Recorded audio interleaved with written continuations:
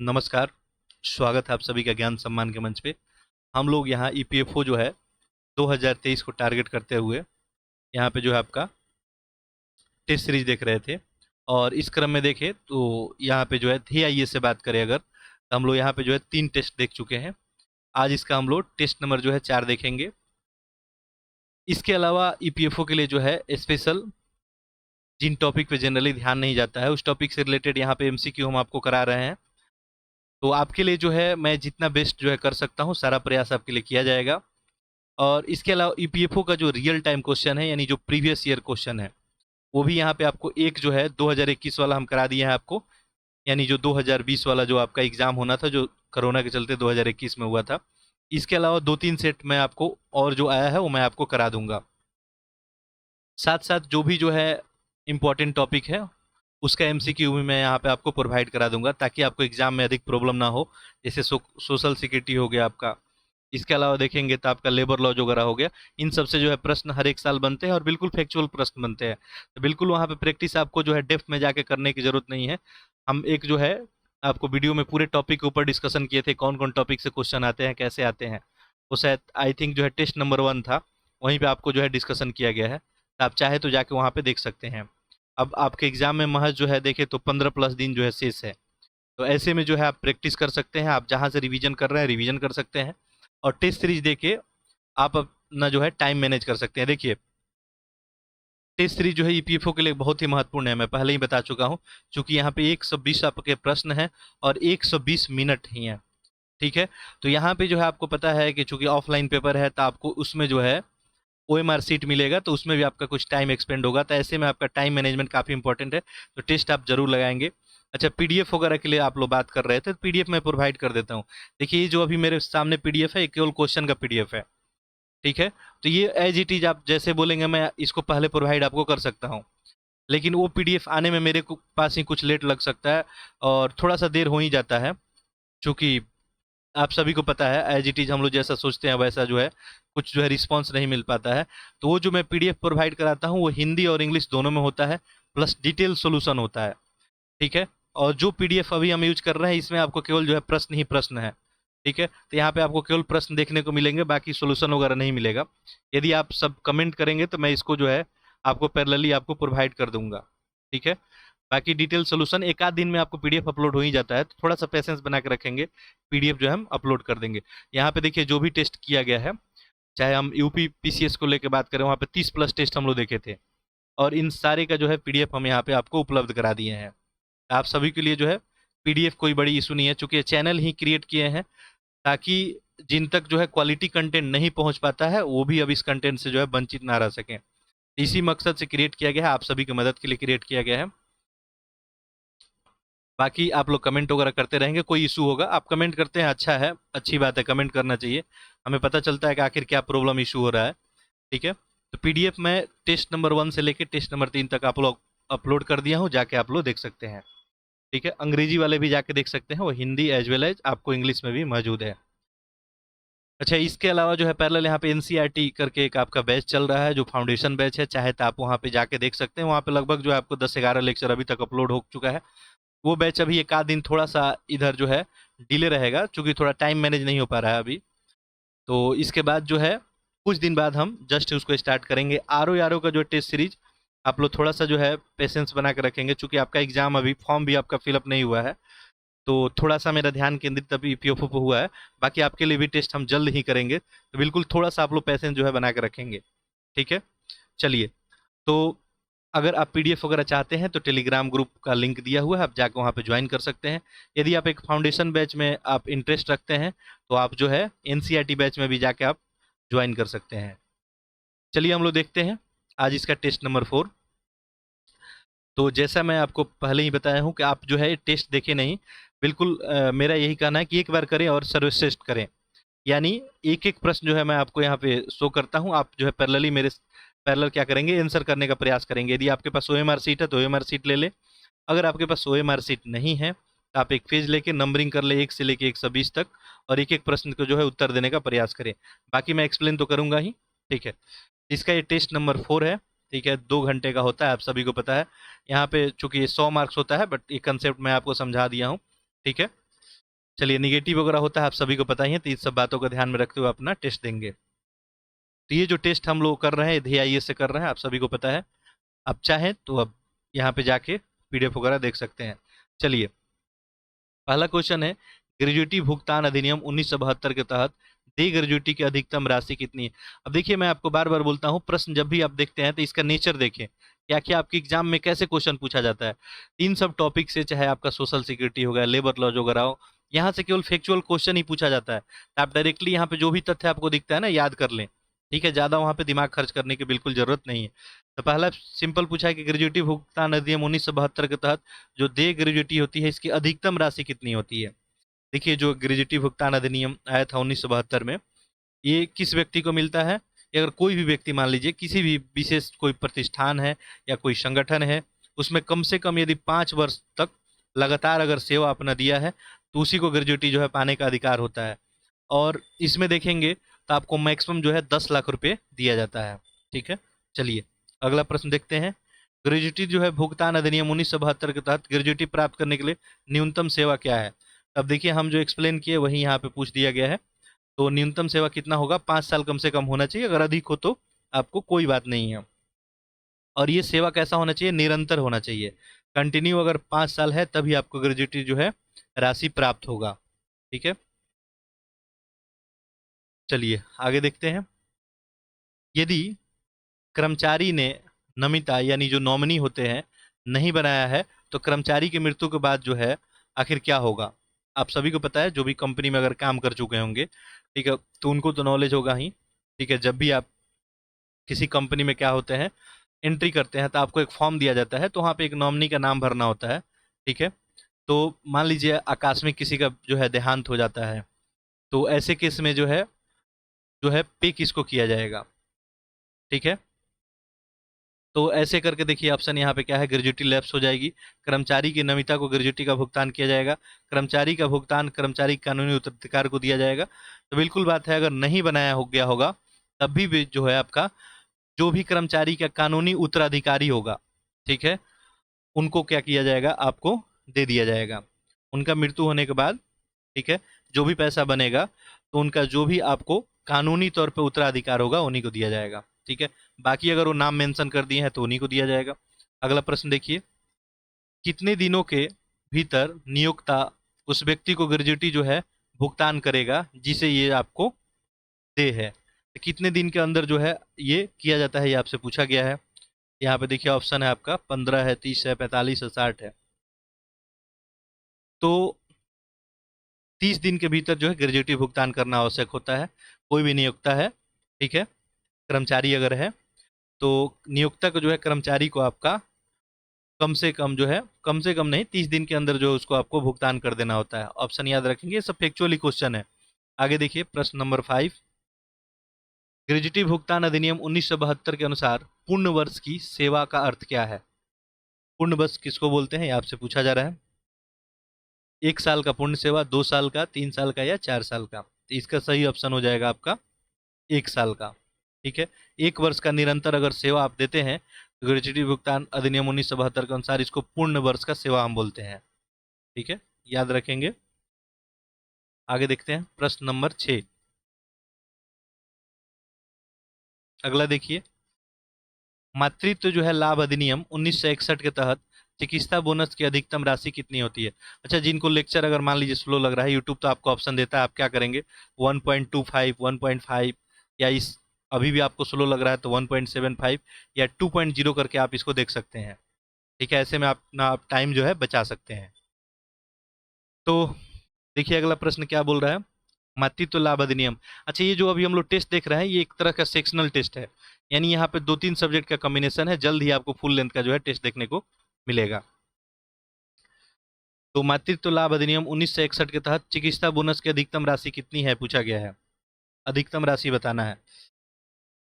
तो अधिकतम राशि की बात की गई है, ये कितना है आपको, 3500 रुपये है। ठीक है, ये अधिनियम 1961 के अंतर्गत पूछा गया है आपको। ठीक है, तो 3500 रुपये जो है मेडिकल बोनस के लोग हकदार होते हैं इस अधिनियम के अनुसार। यहाँ पे यही आपका क्या हो जाएगा, आंसर हो जाएगा। अगला देखिए, मातृत्व जो है आपका लाभ अधिनियम 1961 के तहत कौन सी महिला आपको कर्मचारी मातृत्व लाभ के लिए पात्र है? ठीक है, कौन सी महिला इसमें पात्र है? केवल संगठित क्षेत्र की महिला है, केवल असंगठित क्षेत्र की, संगठित और असंगठित दोनों क्षेत्र की महिला सर में, ये दोनों के लिए बनाया गया है, चाहे वो संगठित क्षेत्र में हो या असंगठित क्षेत्र में हो। ऑप्शन क्या हो जाएगा आपका? बी हो जाएगा। और ये 1966 में आपको, सॉरी 1961 में बनाया गया था, मैटरनिटी जो है बेनिफिट एक्ट। और उसमें आपको बताया गया था कि चाहे किसी सेक्टर में वोमेन काम करती हो, चाहे ऑर्गेनाइज हो या अनऑर्गेनाइज हो, ठीक है, ऑर्गेनाइज सेक्टर में हो तभी भी उसको बेनिफिट दिया जाएगा। ठीक है, चलिए,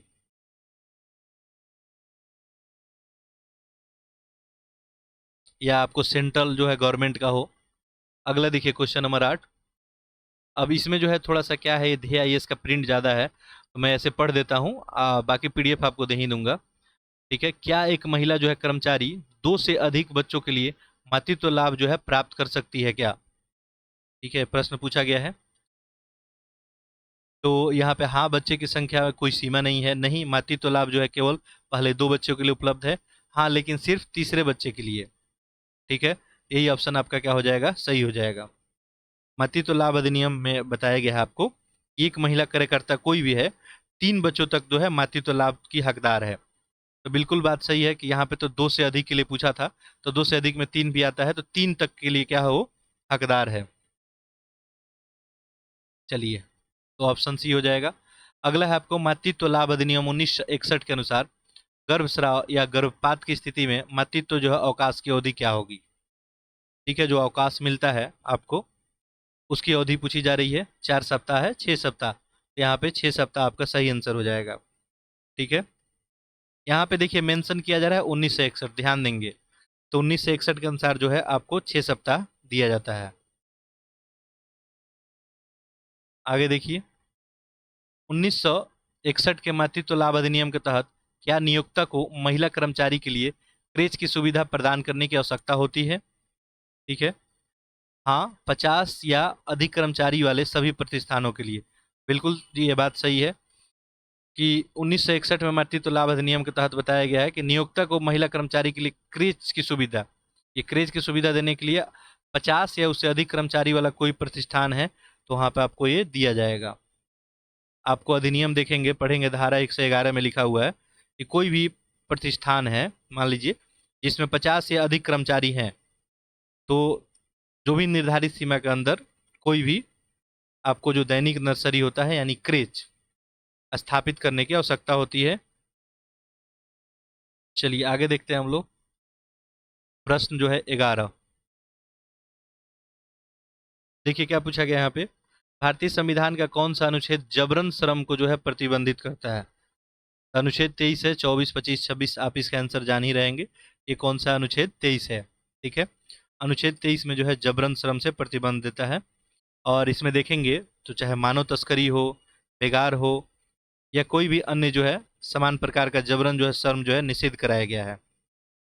और ऐसा कोई अगर श्रम कराता है तो कानून के अनुसार ये दंडनीय अपराध माना जाता है। आर्टिकल 23 याद रखेंगे। अगला है, भारतीय संविधान का कौन सा अनुच्छेद बनाने का अधिकार प्रदान करता है? देखिए, तो ये ऑप्शन कौन सा हो जाएगा? आप सभी को पता ही होगा, 19(1)(c। संविधान का अनुच्छेद 19(1)(c है। इसमें क्या आपको दिया गया है कि भारत के सभी नागरिकों को संघ बनाने की स्वतंत्रता है। ठीक है, तो यहाँ पे जो है थोड़ा सा क्वेश्चन इनकम्प्लीट था कि भारत के संविधान का कौन सा अनुच्छेद बनाने का अधिकार, क्या बनाने का अधिकार? ठीक है, तो संघ बनाने का अधिकार। तो संघ बनाने का अधिकार जो है 19(1)(c आपको देता है। सभी नागरिक जो है संघ या संघ बनाने का अधिकारी होंगे। अगला प्रश्न देखिए, भारतीय संविधान का कौन सा अनुच्छेद मातृत्व लाभ का अधिकार प्रदान करता है? मातृत्व लाभ के लिए देखेंगे तो अनुच्छेद आपका कौन सा हो जाएगा? 42। ठीक है, अनुच्छेद 42 में कहा गया है कोई भी राज्य है काम की उचित या मानवीय स्थिति को सुरक्षित करने के लिए आपको मातृत्व राहत के लिए प्रावधान करेगा। ठीक है, आगे देखिए, अगला प्रश्न है, अगला प्रश्न देखिए यहाँ पे क्या है, भारतीय संविधान का कौन सा अनुच्छेद उद्योगों के प्रबंधन में भाग लेने का अधिकार प्रदान करता है? ठीक है, तो ये है आपका आर्टिकल 43 है। 43 में देखेंगे तो उद्योगों में प्रबंधन में भाग लेने का अधिकार दिया जाता है इसमें। ठीक है। 43 में आपको उल्लेख किया गया है कि राज्य जो है किसी भी उद्योग में लगे उपक्रम है, प्रतिष्ठान है या कोई संगठन के प्रबंधक में श्रमिकों की भागीदारी सुनिश्चित करने के लिए आपको कुछ नियम या किसी अन्य तरीके से कदम उठाएगा। अगला देखिए, अगला प्रश्न है। अब ये थोड़ा सा प्रिंट वगैरह हो गया है तो इसमें प्रिंट ज़्यादा आ गया है, थोड़ा सा ब्लर दिख रहा है, बाकी मैं पढ़ ही दे रहा हूँ। भारतीय संविधान का कौन सा अनुच्छेद काम की न्यायोचित और मानवीय स्थितियों का अधिकार प्रदान करता है? ये तो आपको पता ही होगा कौन सा है, यहाँ पे आपका आर्टिकल 42। ठीक है, याद रखेंगे इसको। निम्नलिखित में से कौन सा औद्योगिक आपका विवाद अधिनियम उद्देश्य है? ठीक है, देखिए, तो यहाँ पे जो है ऑप्शन आप सभी को दिख ही रहा होगा। अवैध हड़ताल को रोकना, नियोक्ता और कर्मचारी के बीच अच्छे संबंधों को सुरक्षित रखने और बनाए रखने के उपायों को बढ़ावा देना, ले ऑफ जो है छटनी, गलत तरीके के बर्खास्ती के मामले कामगारों को जो है राहत प्रदान करना। देखिए, औद्योगिक विवाद अधिनियम के बहुत सारे उद्देश्य होते हैं। इसका उद्देश्य क्या होता है? औद्योगिक में, उद्योग क्षेत्र में विवाद, जब विवाद की स्थिति हो तो उसे निपटना। जैसे अवैध हड़ताल है तो अवैध हड़ताल ना हो, इसको रोका जाए। नियोक्ता और कर्मचारी के बीच अच्छा संबंध को सुरक्षित बनाया जाए, इसको बढ़ावा दिया जाए। ठीक है, ले ऑफ होता है या छटनी होता है या गलत तरीके से किसी को बर्खास्त कर दिया आप, तो ऐसे में जो है इन सभी के लिए औद्योगिक विवाद जो है काम करता है। ठीक है, औद्योगिक जो है विवाद अधिनियम के ये सारे उद्देश्य हैं, तो ऑप्शन यहाँ पे क्या बनेगा? डी, सारे हो जाएंगे। अगला प्रश्न देखते हैं।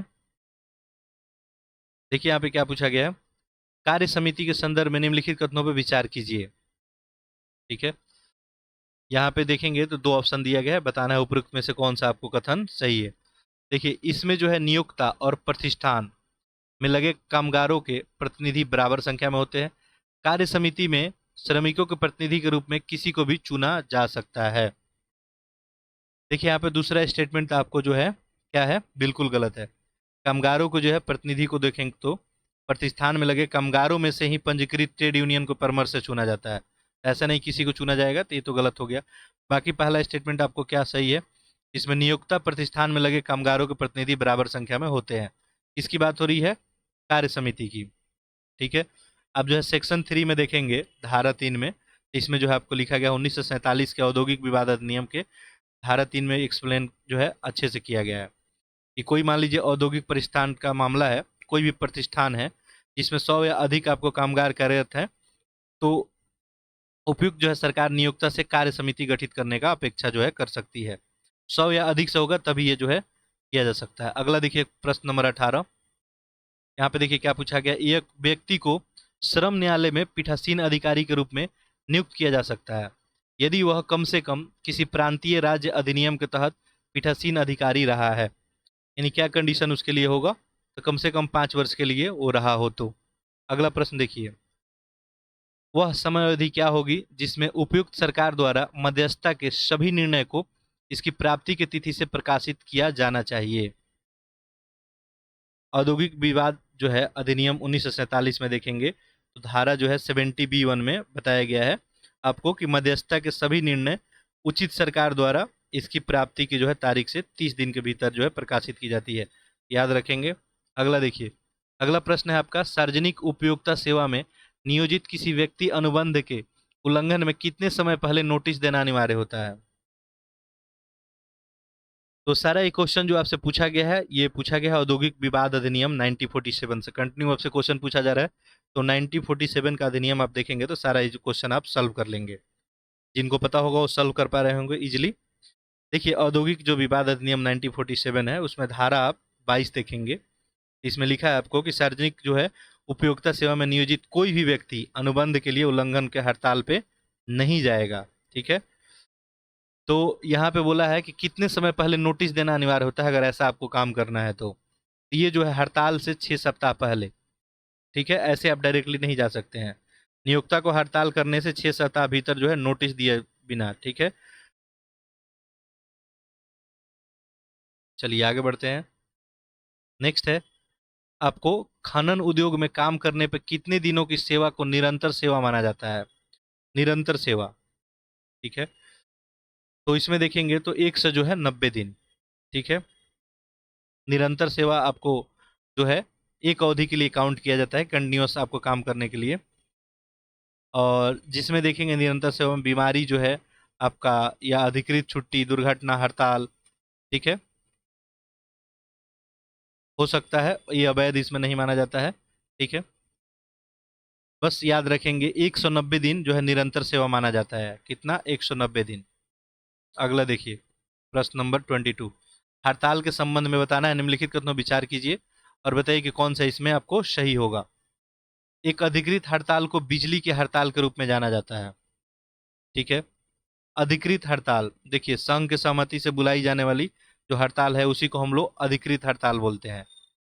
तो पहला स्टेटमेंट तो आपको क्या होगा? सही नहीं होगा। अनधिकृत हड़ताल को लोकप्रिय रूप से वाइल्ड कैट हड़ताल के रूप में जाना जाता है। देखिए अनधिकृत जो हड़ताल होता है इसको जो हम लोग वाइल्ड कैट के नाम से जानते हैं, ये बात क्या है आपका? सही है। तो ऑप्शन 2 सही है इसका, तो केवल यहाँ पे 2 बन जाएगा। आगे देखिए, प्रश्न देखते हैं 23। देखिए छटनी के समय जो कामगार हैं कितने मुआवजे का हकदार होते हैं? अभी जो कोरोना टाइम पीरियड आया था तो काफ़ी कंपनियों में जो है बहुत सारे लोगों को जो है छटनी की गई थी। तो अगर मान लीजिए किसी को एक बाइक आप निकाल देते हैं अपने कंपनी से, ठीक है, आप सभी को पता है, तो एक बाइक तो आपको उसको जो है दूसरे कंपनी में एट इंस्टेंट उसी टाइम पैरेलली नौकरी नहीं मिल जाएगा उसको। तो ऐसे में जो है कुछ मुआवजा बनता है, तो यही आपसे पूछा जा रहा है। तो 15 दिनों के औसत वेतन के बराबर जो है उसको लगभग मुआवजा लेने का वो हकदार होता है, ठीक है। 15 दिन, ठीक है।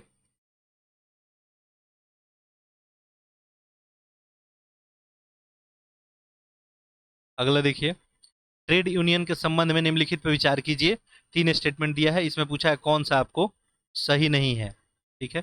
देखिए, यह उद्योग द्वारा गठित एक संगठन है, ट्रेड यूनियन। तो ट्रेड यूनियन तो उद्योग द्वारा गठित संगठन है, ये तो बात क्या है आपको पहला ही। अच्छा यहाँ पे क्या मिला है? पूछा है उपरोक्त में से कौन सा सही नहीं है, ठीक है। दूसरा क्या दिया है? इसका गठन आर्थिक हितों की रक्षा के लिए किया गया है। तीसरा क्या दिया है? यह श्रमिकों को विभिन्न खतरों से सुरक्षित करने के लिए गठित किया जाता है। इसमें आपको क्या बताना है, कौन सा आपको सही नहीं है? देखिए ट्रेड यूनियन जो होता है आपको, इसका गठन कर्मचारी श्रमिकों के द्वारा किया जाता है, ठीक है। और उद्योगों के द्वारा इसका कोई जो है आपको गठन नहीं किया जाता है। ट्रेड यूनियन का आपका उद्देश्य क्या होता है कि जो भी उद्योग या क्षेत्र है श्रमिकों के हितों का प्रतिनिधित्व करे, ठीक है, उनका रक्षा करे। तो ऐसे में पहला तो आपको गलत हो गया, उद्योगों द्वारा गठित एक संगठन है। ये जो है उद्योगों के द्वारा गठित संगठन नहीं है, ये किसके द्वारा है? कर्मचारी और श्रमिकों के द्वारा, ठीक है, पहला गलत। इसका गठन आर्थिक हितों की रक्षा के लिए किया जाता है, ये भी स्टेटमेंट क्या है आपको सही नहीं है। ट्रेड यूनियन जो है इसका उद्देश्य क्या होता है कि जो भी श्रमिक हैं, जो भी काम करने वाले लोग हैं, उनके आर्थिक हितों का रक्षा करना, ठीक है। तो अगला देखिए, श्रमिकों को विभिन्न खतरों से सुरक्षित करने के लिए गठित किया जाता है। ट्रेड यूनियन जो है देखेंगे श्रमिकों को विभिन्न खतरे से बचने के लिए जो है काम करता है। जैसे कि आप देखेंगे असुरक्षित काम करने की स्थिति या अनुचित जो है व्यवहार या नौकरी, ये सब के लिए काम ये करता है, ठीक है। तो यहाँ पे आंसर आपका क्या बन जाएगा? ये तो सही हो गया, ठीक है। और आर्थिक हितों का रक्षा करता है, ये भी बात सही हो गया। गलत पहला निकल गया, ठीक है, क्योंकि ट्रेड यूनियन जो है आपको, इसका गठन क्यों होता है? श्रमिकों के द्वारा होता है, ना कि उद्योग द्वारा। तो यहाँ पे ऑप्शन केवल एक होना चाहिए, केवल एक देखते हैं। केवल एक तो ऑप्शन में कहीं दिख ही नहीं रहा है। एक और दो दिख रहा है, दो दिख रहा है, तीन। यहाँ पे आप ऑप्शन में कर लेंगे केवल एक, ठीक है, चूंकि सही नहीं बताना था तो 2 और 3 तो सही है, ठीक है। अगर मान लीजिए यहाँ पे पूछा जाता सही है तब 2 3 करते हैं। अगला देखिए, ट्रेड यूनियन अधिनियम 1926 के अनुसार यूनियन के रूप में पंजीकृत होने के लिए यूनियन सदस्यों की न्यूनतम संख्या कितनी है? यूनियन सदस्यों की न्यूनतम संख्या जो है 7 होनी चाहिए। ट्रेड यूनियन अधिनियम 1926 यदि आप पढ़ेंगे तो उसमें आपको बताया गया है कि कोई भी ट्रेड यूनियन को कम से कम 7 सदस्यों के साथ जो है पंजीकृत किया जा सकता है, ठीक है, 7 सदस्यों के साथ। ट्रेड यूनियन के जो है पदाधिकारियों की अयोग्यता के संदर्भ में निम्नलिखित पर विचार कीजिए। देखिए बाकी मैं आपको पीडीएफ प्रोवाइड करा दूंगा डिटेल सॉल्यूशन वाला, मेरे पास जैसे ही पहुंच जाता है मैं आपको प्रोवाइड करा दूंगा। हिंदी इंग्लिश दोनों में होगा, डिटेल सॉल्यूशन भी होगा, चाहे तो आप जाके बहुत डिटेल में भी इसके बारे में आप पढ़ सकते हैं। अगला प्रश्न पूछा था आपसे कि बताएं। अच्छा, पिछला प्रश्न हम स्किप कर दिए क्या? 25? नहीं, ठीक है, तो हो गया था। ट्रेड यूनियन के जो है पदाधिकारियों की अयोग्यता के संदर्भ में निम्नलिखित पर विचार कीजिए। अच्छा, आप लोग एक काम कर सकते हैं, लेक्चर को अधिक से अधिक आप लोग शेयर करेंगे, ठीक है, ताकि ज़्यादा से ज़्यादा लोग तक ये कंटेंट जो है पहुंच सके। ठीक है, देखिए ऐसा कुछ नहीं है कि आप शेयर कर देंगे तो आपका मार्क्स कम आ जाएगा। ठीक है, तो ऐसा जो है कंसेप्ट जो है, बचपन वाली कंसेप्ट जो है दिमाग में नहीं रखेंगे। ठीक है, कि हम किसी से कंटेंट शेयर कर देंगे तो प्रॉब्लम होगा। जो भी पढ़ने वाले बच्चे हैं उनका आप हेल्प मदद कर सकते हैं। ठीक है, और ये जो है एक आपके स्तर पे एक समाज सेवा के तौर पे इसको आप देख सकते हैं। ठीक है, मैं अपने स्तर पे काम कर रहा हूँ, आप अपने स्तर पे। अच्छा, मैं यही नहीं बोल रहा हूँ कि यही कंटेंट जो है आप शेयर करेंगे। जो भी अच्छा कंटेंट आपको कहीं से मिलता हो तो उसे आप जो भी पढ़ने वाले बच्चे हैं उनमें जरूर आप शेयर कर देंगे। देखिए, तो यहाँ पे प्रश्न था, ट्रेड यूनियन के पदाधिकारियों को अयोग्यता के संदर्भ में आपको विचार करना है। दो स्टेटमेंट यहाँ पे आपको दिया हुआ है। पूछा है कि इसमें कौन सही नहीं है आपको बताना है। ठीक है, बाकी देखिए ऑप्शन यहाँ पे आपको दिया है। चलिए देख लेते हैं हम लोग, ध्यान से पढ़ेंगे ये क्वेश्चन। जैसे मैक्सिमम तो पहले यही पूछा जाता था कि कौन सही है, लेकिन आजकल ये भी पूछा जाता है कौन सही नहीं है। बिल्कुल फोकस रखेंगे क्वेश्चन पे, नहीं तो आते हुए भी आप गलत कर सकते हैं। पहला देखिए, ट्रेड यूनियन के किसके बारे में पूछा जा रहा है? पदाधिकारियों के अयोग्यता के बारे में। यदि व्यक्ति 21 वर्ष की आयु प्राप्त नहीं कर पाया, नैतिक अधमता से जुड़े अपराध के लिए दोष सिद्धि। ठीक है, देखिए, तो पहला स्टेटमेंट यहाँ पे क्या हो गया? गलत हो गया। यदि 18 वर्ष का आयु जो है प्राप्त नहीं किया है तब ये कंडीशन होगा अयोग्यता का। 21 वर्ष नहीं रखा गया, कितना रखा गया? 18 वर्ष। ये तो गलत हो गया। बाकी दूसरा स्टेटमेंट आपको सही है। ठीक है, ये आपका नैतिक अधमता से जुड़े अपराध के लिए दोष सिद्धि। देखिए, 18 वर्ष आयु जो अगर प्राप्त नहीं करता है तो उसके लिए कंडीशन था। ठीक है, पदाधिकारी के लिए उसको क्या आप बता देंगे? अयोग्य बता देंगे। ठीक है, बाकी दूसरा यहाँ पे सही है। गलत बताना था तो केवल एक गलत है। अब केवल एक जो है गलत कहाँ पे है देखते हैं। केवल एक जो है ऑप्शन आपका ए में है। अगला देखिए प्रश्न, एक संगठन के श्रमिक संघ और प्रबंधन के बीच सामंजस्यपूर्ण संबंध में निम्नलिखित में से कौन सा लाभ प्राप्त होता है? ठीक है, तो देखिए, एक संगठन में एक श्रमिक संघ है पहला, और दूसरा प्रबंधन यानी मैनेजमेंट वाली टीम हो गई एक। ठीक है, और एक जो है यूनियन हो गया। तो यूनियन और मैनेजमेंट के बारे में आपसे पूछा जा रहा है। ये यूनियन हो गया, श्रमिकों का एक संघ हो गया, एक आपका मैनेजमेंट। इसके बीच सामंजस्यपूर्ण संबंधों में निम्नलिखित में से कौन सा लाभ होता है? अगर सामंजस्य इनमें होगा तो क्या होगा? औद्योगिक शांति रहेगा, बिल्कुल सही है। प्रबंधक और यूनियन के बीच अगर जो मान लीजिए काफी अच्छा कोऑर्डिनेशन रहता है, औद्योगिक शांति आएगी, उत्पादकता क्या होगा? बढ़ेगा, सामूहिक सौदेबाजी का भी फायदा होगा। तो ऑप्शन यहाँ पे आपको डी हो जाएगा। ठीक है, आगे देखिए प्रश्न नंबर 28, निम्नलिखित में से कौन सा मानवीय संबंध का लक्ष्य है? मानवीय संबंध का लक्ष्य आपसे पूछा जा रहा है, ह्यूमन रिलेशनशिप के बारे में। देखिए, लोगों को उत्पादन करने के लिए हितों की पारस्परिकता के माध्यम से सहयोग करने के लिए और उनके संबंधों की संतुष्टि जो है प्राप्त करने के लिए। ठीक है, मानव यहाँ पे चूंकि मानवीय संबंध के बारे में बात किया जा रहा है, तो मानवीय संबंध का लक्ष्य जो है लोगों को क्या होता है? उत्पादन के लिए प्रेरित करना, हितों का जो है पारस्परिकता के माध्यम से सहयोग करना और उनके संबंध में जो है संतुष्टि प्राप्त करना। यहाँ पे ऑप्शन ए ही आपका क्या हो जाएगा? सही हो जाएगा। अगला प्रश्न देखिए, यह आपको 1948 के फैक्ट्री एक्ट, ठीक है, 1948 के फैक्ट्री एक्ट के अनुसार बच्चा का क्या तात्पर्य है? चाइल्ड किसको हम लोग बोल सकते हैं? देखिए, कोई भी व्यक्ति जो 15 वर्ष की आयु पूरा नहीं किया हो। ये क्वेश्चन हम लोग ऑलरेडी देख चुके हैं। ठीक है, और इसको हम डिटेल में आपको बताए थे कि 1948 का जो है फैक्ट्री एक्ट, कारखाना अधिनियम आपको क्या कहता है? एक कारखाने में अगर रोजगार के लिए जो है वो आयु का जो है विवरण पूरा आपको प्रस्तुत करता है। उसमें बताता है कि बच्चा जो है हम किसको बोलेंगे? कोई व्यक्ति जो 15 वर्ष की आयु पूरा नहीं किया हो। तो ऑप्शन ए हो जाएगा। किशोर किसको बोलते हैं? कोई व्यक्ति जो 14 वर्ष से अधिक आयु का हो लेकिन 18 वर्ष पूरा नहीं किया हो। ठीक है, तो ये जो है 14 वर्ष से अधिक का हो और 18 वर्ष का पूरा नहीं किया हो, इसको क्या बोलेंगे? किशोर बोलेंगे। ठीक है, और नेक्स्ट है आपको कोई व्यक्ति जिसने 18 वर्ष या उससे अधिक आयु कर ली है, इसको आप सभी को पता है, हम इसको क्या बोलते हैं? वयस्क बोलते हैं। और ये आपको 1948 का कारखाना अधिनियम बताता है। अगला देखिए, फैक्ट्री अधिनियम जो है 1948 1948 के तहत एक वयस्क कर्मचारी के प्रति सप्ताह अधिकतम घंटे जो है कितना जो है काम कर सकता है। इसमें बहुत सारे क्वेश्चन रिपीट हो रहे हैं, हम लोग देख चुके हैं। तो जो फैक्ट्री अधिनियम आपका 1948 क्या कहता है कि एक वयस्क कर्मचारी जो है प्रति सप्ताह अधिकतम कितना 48 घंटे जो है काम कर सकता है। ठीक है, 48 घंटे कर सकता है। चलिए आगे देखते हैं प्रश्न नंबर 31।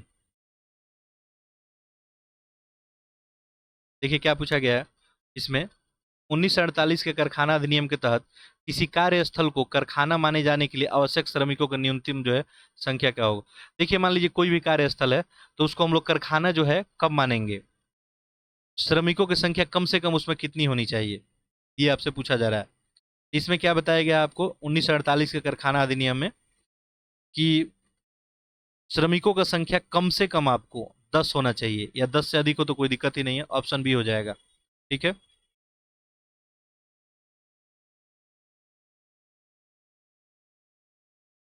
आगे देखिए।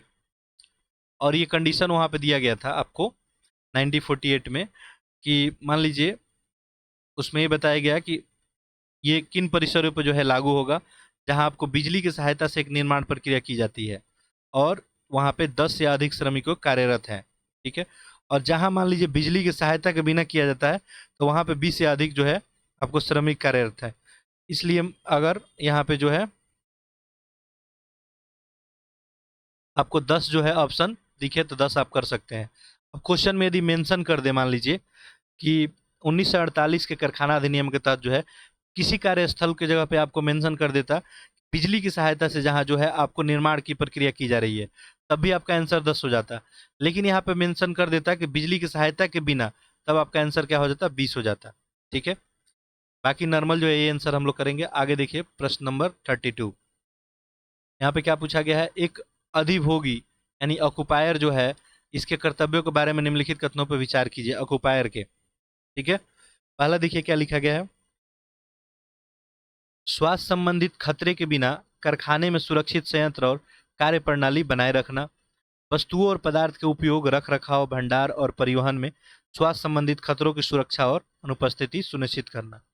एक एक ऑक्युपायर का जो है क्या कर्तव्य होता है पूछा गया है। तो देखिए पहला स्टेटमेंट बिल्कुल सही है, स्वास्थ्य संबंधित खतरों के बिना कारखानों में सुरक्षित संयंत्र और कार्य प्रणाली बनाए रखना, वस्तुओं और पदार्थों का उपयोग, रख रखाव, भंडारण, परिवहन में स्वास्थ्य संबंधित खतरों को सुरक्षित और अनुपस्थित जो है सुनिश्चित करना, अनुपस्थिति सुनिश्चित करना, ये दोनों ही सही हो जाएगा। ऑप्शन यहाँ पे क्या बनेगा, ऑप्शन आपका सी बनेगा। अगला है क्वेश्चन नंबर 33। ऐसे ऐसे प्रश्न ही आपके एग्जाम में बनते हैं बिल्कुल। यहाँ पे देखिए ये सूची 1 को सूची 2 से जो है मिलान करना है। ये सब जो है अधिनियम कब कब आए यही आपसे पूछा गया। देखिए ट्रेड यूनियन अधिनियम कब आया था, तो हम लोग देखे थे, अभी पढ़े भी थे, 1926 में। एक का 2 हो जाएगा। मातृत्व लाभ अधिनियम कब आया था आपका, 1961 में। ठीक है, तो बी का 3 हो जाएगा। ग्रेजुटी अधिनियम, ये सब अभी हम लोग देखे थे ऊपर। ठीक है, तो ग्रेजुटी अधिनियम जो है आपका कब आया था, 1972 में। ठीक है, और लास्ट बचा न्यूनतम मजदूरी अधिनियम, ये जो है आपका 1948 में आया है।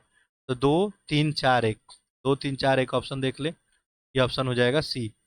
आगे देखते हैं क्वेश्चन नंबर 34। अगला है ये आपका, निम्नलिखित में से कौन सा प्रबंधन में श्रमिकों की भागीदारी के संबंध में अर्थशास्त्रियों के दृष्टिकोण से सबसे अच्छा प्रतिनिधित्व करता है। सबसे अच्छा पूछा गया है यहाँ पे। औद्योगिक शांति को बढ़ावा देने का एक साधन है, कर्मचारियों को प्रबंधनीय जो है जिम्मेदारी साझा करने के लिए प्रोत्साहित करने का तरीका, या उत्पादन में सुधार के लिए श्रमिकों के सामूहिक अनुभव पर आधारित है। ऑप्शन यहाँ पे आपका सी सही हो जाएगा। अर्थशास्त्री जो है आपको श्रमिकों की भागीदारी को जो है उत्पादन में सुधार और श्रमिकों के जो है सामूहिक अनुभव का उपयोग करके उत्पादन की जो है आपका गुणात्मक और मात्रात्मक स्थितियों को आगे बढ़ाने का साधन के रूप में देखते हैं। ठीक है, तो अर्थशास्त्रियों को जो रिस्पेक्ट में जो है ये बात सही है। आगे देखिए प्रश्न नंबर जो है 35।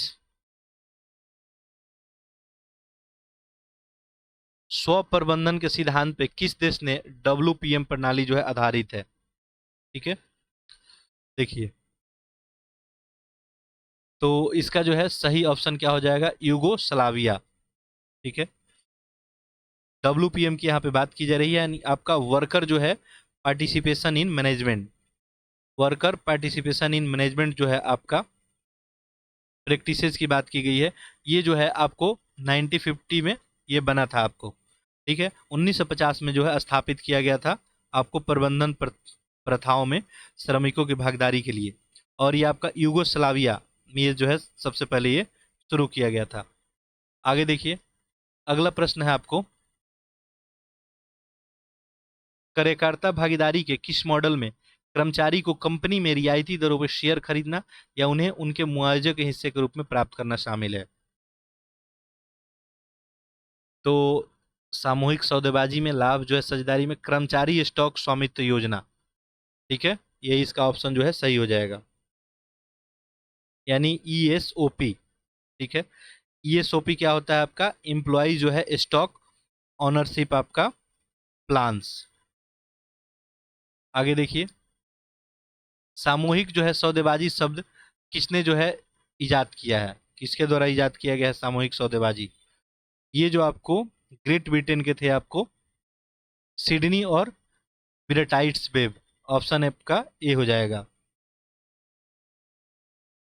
अगला देखिए, सामूहिक सौदेबाजी के बारे में आपको मार्क्सवादी जो है क्या मानते हैं?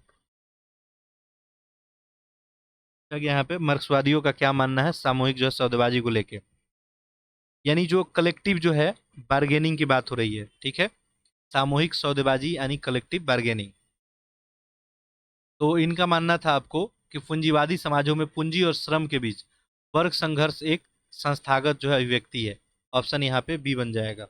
आगे देखिए, प्रश्न नंबर 39, किस प्रकार की बातचीत एक समझौते पर केंद्रित है जो दोनों पक्षों की जरूरतों को पूरा करती है और दोनों पक्ष के मूल्यों का निर्माण करती है?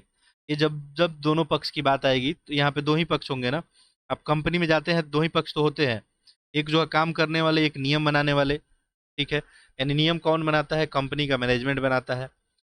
तो बस यही दोनों पक्ष की बात की जा रही है कि बातचीत एक समझौते पर केंद्रित होता है जो दोनों पक्षों की जरूरतों को पूरा करता है और दोनों पक्षों का मूल्यों का निर्माण भी करती है।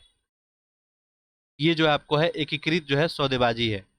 ठीक है, इंटीग्रेटिव जो है बार्गेनिंग है। आगे देखिए, प्रश्न नंबर 40, यहाँ पे पूछा गया आपको अनुपस्थिति क्या है आखिर, एब्सटेनिज्म जो है क्या है आपको? अपने काम को किसी कर्मचारी का लगातार अनुपस्थित रहना, काम करने के लिए निर्धारित समय पे काम के लिए रिपोर्ट करने के लिए कार्यकर्ता का विफलता। तो बिल्कुल इसी को हम लोग बोलते हैं, काम करने के लिए जो निर्धारित समय होता है इस पे काम के लिए जो है रिपोर्ट करने के लिए कार्यकर्ता की विफलता पे ये हम लोग शब्द यूज करते हैं। ठीक है,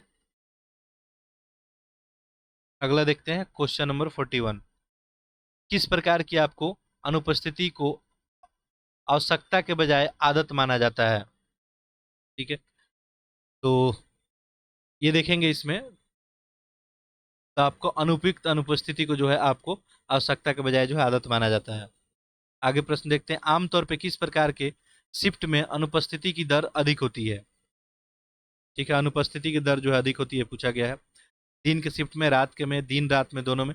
देखिए, कंपनी में आप अगर जो काम किए होंगे तो वहाँ पे जनरली जो कंपनी होती है जैसे पावर प्लांट है, स्टील प्लांट है, ये सब जो है कंपनियां कभी बंद नहीं होती है। तो ऐसे में वहाँ पे जो है आपको 3 शिफ्ट में काम होता है। ठीक है, मॉर्निंग शिफ्ट होता है 8 घंटे का, फिर एक आपका डे का शिफ्ट हो गया 8 घंटे, और एक नाइट का हो गया 8 घंटे का, यानी पूरे 24 घंटे जो है 3 शिफ्ट में काम चलता है। ठीक है, तो दिन का हो गया, रात का हो गया, दिन रात हो गया। तो यहाँ पे कह रहा है कि अनुपस्थिति की दर अधिक होती है। आप ये कहाँ होगा, रात के शिफ्ट में जो है आपको ज़्यादा देखने को मिलेगा। आमतौर पे देखा जाता है तो दिन में जो है उपस्थिति ठीक ठाक बनी रहती है रात की अपेक्षा। ठीक है,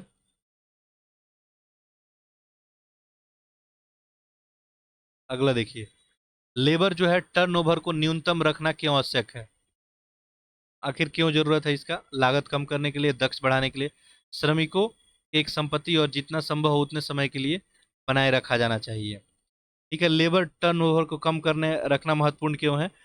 वर्कर्स जो है क्या है, एक तरह के आपके संपत्ति ही हैं, और आपको पता होना चाहिए कि संचालन और नियंत्रण में जो है सुनिश्चित करने और संगठन के भीतर जो है उत्पादन के स्तर को जो है बनाए रखने के लिए जितना संभव हो सके उतना समय तक जो है रखा जाना चाहिए।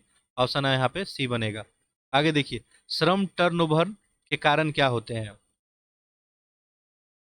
तो यहाँ पे देखेंगे, अपरिहार्य जो है परिहार और व्यक्तिगत कम वेतन, खराब काम करने की स्थिति में नौकरी का जो है सुरक्षा की कमी, वृद्धावस्था, मृत्यु और पारिवारिक जिम्मेदारियों के कारण जो है सेवानिवृत्ति। श्रम टर्नओवर, ठीक है। देखिए, लेबर जो है टर्नओवर की बात की जा रही है। कई तरह के कारकों के कारण ही हो सकता है। एक तो आपका अपरिहार्य कोई भी कारण हो सकता है, ठीक है। तो बहुत सारी वैरायटी इसमें देखने को होती है। कोई भी अन जो है वाइडेबल जो है कॉजेज हो सकता है, जैसे काम की कमी के कारण छटनी हो जाए, अवज्ञा के कारण छटनी हो जाए, काम मजदूरी या खराब काम करने की स्थिति में, ठीक है। व्यक्तिगत किसी कारण से भी हो सकता है, या आप वृद्धावस्था में चले गए हैं, ठीक है, आप काम नहीं कर पा रहे हैं, तो सारा ही कंडीशन में जो है श्रम टर्नओवर इसको बोलेंगे। यहाँ पे ऑप्शन डी हो जाएगा। अगला देखिए, लेबर जो है टर्नओवर को आपको कम करने के लिए किन तरीकों का इस्तेमाल किया जाता है, अगर इसको कम करना है तो। संतोषजनक मजदूरी दर और उचित काम करने की स्थिति, उचित चयन और प्लेसमेंट की नीति अगर हम लोग अपनाएं। नेक्स्ट है आपका अच्छे प्रशिक्षण कार्यक्रम और कल्याणकारी कार्यक्रम करके। देखिए, यहाँ पे आपको क्वेश्चन में क्या पूछा गया था, लेबर टर्नओवर कम करना है, ठीक है, लेबर टर्नओवर ज़्यादा ना हो। यानी सिंपल सी बात है, कोई कंपनी फैक्ट्री चल रही है मान लीजिए, इसमें यदि 500 मान लीजिए वर्कर हैं टोटल, ठीक है, तो ये आउटपुट अपना अच्छे से दें, अपना वर्कर अपना सही तरीके से काम करे, इफिशियंसी के साथ काम करे, तो लेबर टर्नओवर हम लोग नहीं बोलेंगे। यदि मान लीजिए 500 है लेकिन काम यहाँ पे 200 ही कर रहे हैं और 300 जो है इफिशियंसी के साथ काम नहीं कर रहे हैं, तो ऐसे में लेबर टर्नओवर इसको बोला जा सकता है। तो ऐसे में कम करने के लिए क्या, संतोषजनक मजदूरी दर और उचित काम करने का स्थिति भी होना चाहिए। दूसरा, उचित चयन होना चाहिए, जब सिलेक्शन कर रहे हैं, जब आप प्लेसमेंट लेके आ रहे हैं, तो सही तरह से नीति, यानी जो भी आपको काम करना है, जो भी काम लेना है, जिस भी जो है कामगार से, वैसा क्या करें, आप उसे टेस्ट लें। यदि उस टेस्ट में जो है वो पास होता है तभी आप उसको क्या करें, सेलेक्ट करें। ये दोनों कंडीशन सही है। तीसरा देखिए, अच्छे अच्छा तरीका से उनको क्या दे, प्रशिक्षण दे और कल्याणकारी जो है कार्यक्रम वगैरह चलाए, तो ऐसे में जो है उसको कम किया जा सकता है। तो ऑप्शन डी बनेगा। आगे देखिए, अंतर्राष्ट्रीय जो है श्रम सम्मेलन आईएलसी का मुख्य उद्देश्य क्या है। आईएलसी के बारे में पूछा जा रहा है, यानी इंटरनेशनल लेबर जो है कॉन्फ्रेंस के बारे में। तो इसका उद्देश्य क्या है, जो वैश्विक श्रम जो है मानक को स्थापित करना, बिल्कुल यही इसका उद्देश्य है, ठीक है। अगला प्रश्न देखें, वह मुख्य क्षेत्र कौन सा है बताइए जिस पर आईएलओ की जो है तकनीक सहायता भारत में केंद्रित है। तो यहाँ पे देखिए, श्रम कानून प्रवर्तन को मजबूत करना है, काम करने की स्थिति में सुधार करना है, रोजगार के अवसरों में जो है वृद्धि करना है। तो यहाँ पे जो है ऑप्शन क्या सही हो जाएगा आपका, सारा ही यहाँ पे सही हो रहा है, उपयुक्त जो है सभी। आगे देखिए, अंतर्राष्ट्रीय जो है आपका श्रम संगठन के अनुसार सभ्य कार्य का एक तत्व क्या है। देखिए, अंतर्राष्ट्रीय जो श्रम संगठन है आपका, सभ्य कार्य को जो है अगर बात करें हम लोग, तो इसमें जो है रोजगार निर्माण हो गया, सामाजिक संवाद, समान काम के लिए संघ की स्वतंत्रता, ठीक है, यही आपका ऑप्शन बन जाएगा। आगे देखिए, सतत विकास के लिए 2030 एजेंडा का उद्देश्य में से एक है, ठीक है, इसमें क्या जो है उद्देश्यों में से एक है, ऊर्जा दक्षता में सुधार लाना है, पारिस्थितिक तंत्र की रक्षा करना है, बेकारी को खत्म करना है, गरीबी कम करना है। सतत विकास के बारे में सभी आप लोगों को पता ही होगा, टोटल 17 गोल है, ठीक है। 17 जो है सतत विकास के लिए लक्ष्य रखा गया है, एसटीजी, सस्टेनेबल जो है डेवलपमेंट गोल की बात की जा रही है। और इसमें देखेंगे तो 2030 के ऊर्जा की दक्षता में यहाँ पे बेकारी को जो है खत्म करने की बात कही गई है, ठीक है। चलिए आगे बढ़ते हैं, क्वेश्चन नंबर देखते हैं। उपयुक्त जो है प्राधिकरण समक्ष सिफारिश लाने के बाद सदस्य राज्य के क्या अपेक्षा होती है। सदस्य राज्य से जो है क्या अपेक्षा होती है, ये आपसे पूछा जा रहा है। देखिए, कन्वेंशन का अनुसमर्थन करना, ये तो होगा नहीं। देखिए, शासी निकाय को रिपोर्ट करना और किस हद तक प्रावधान लागू किए गए कार्यान्वयन के लिए जो है विचार किया जाना, यही आपको सही हो जाएगा। क्वेश्चन नंबर 51 देखते हैं। विरासत योजना के संदर्भ में निम्नलिखित कथनों पर विचार कीजिए और बताइए इसमें कौन सा सही है। विरासत योजना, देखिए, यह जनजाति कार्य मंत्रालय का एक योजना है। इसका उद्देश्य साड़ियों के प्रसिद्ध तस्करी किस्मों को बढ़ावा देना है। यहाँ पे तस्तकारी है, ठीक है, तस्करी नहीं है। इसका उद्देश्य क्या है, साड़ियों की जो है प्रसिद्ध दस्तकारी किस्मों को बढ़ावा देना है। तो ये विरासत योजना का बिल्कुल ये उद्देश्य है। इसका आयोजन जो है आपको कपड़ा मंत्रालय के द्वारा किया जाता है, ये जनजाति मंत्रालय के द्वारा किया नहीं जाता, तो ये तो ऑप्शन ऐसे ही गलत हो गया। बाकी साड़ियों को प्रसिद्ध जो है जो भी दस्तकारी है, किस्मों को जो है बढ़ावा देना है। ठीक है, तो यहाँ पे जो है केवल 2 सही है और केवल 2 ऑप्शन बी में है। आगे देखिए, रूल ऑफ लॉ इंडेक्स निम्नलिखित में से किसके द्वारा प्रकाशित किया जाता है?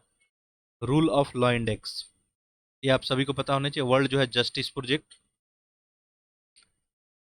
चलिए आगे देखते हैं, यानी वर्ल्ड जो है जस्टिस प्रोजेक्ट के अंदर ये आपको प्रकाशित किया जाता है। सुकन्या समृद्धि योजना के संदर्भ में निम्नलिखित कथनों पर विचार कीजिए। 3 कथन दिया गया है, बताना है इसमें कौन सा आपको सही है। ठीक है, किसके बारे में? सुकन्या समृद्धि योजना। देखिए, पहला क्या है, ये बेटी बचाओ बेटी पढ़ाओ योजना के तहत शुरू की गई बालिकाओं के लिए एक जो है छोटी जमा योजना है, बात सही है। यह सिर्फ 18 साल से कम उम्र के लड़कियों के लिए है। ठीक है, दूसरा स्टेटमेंट क्या है आपको गलत है, ये तो आपको पता है सुकन्या समृद्धि योजना केवल 10 साल से कम उम्र के लड़कियों के लिए है। ठीक है, ये तो गलत हो गया।